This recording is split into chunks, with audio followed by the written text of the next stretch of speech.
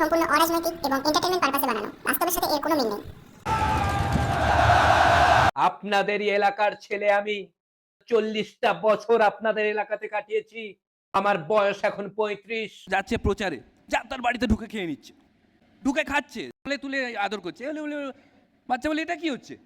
এই চপ দোকানে ছোটবেলায় আর এটা নতুন হয়েছে। চপ খেতে পারতাম না, কারণ এটা নতুন চপ দোকান। যে মাঠে এখন সভা হচ্ছে, এই মাঠে আমি ছোটবেলায় আরে এটা মাঠ ছিল না, এটা পুকুর ছিল। সাঁতার কাটতাম আর পাশের পুকুরে ক্রিকেট খেলতাম। আপনাদের এই এলাকার যে খাওয়ার, এত সুস্বাদু খাওয়ার আমি আর কোথাও দেখিনি। এই রাস্তা, এই ঘাট, এই পুকুর, এই মাঠ, এই গাছ, এখানে আমার শৈশবের স্মৃতি জড়িয়ে আছে। দাদা, মানে আপনার রাজনীতি আর খেলা দুটোই একই। বলে থ্যাংক ইউ না, দুটোই বাজে। আমাকে আপনারা আউটসাইডার ভাববেন না। ভোটের পর আমি আউটসাইডার হব।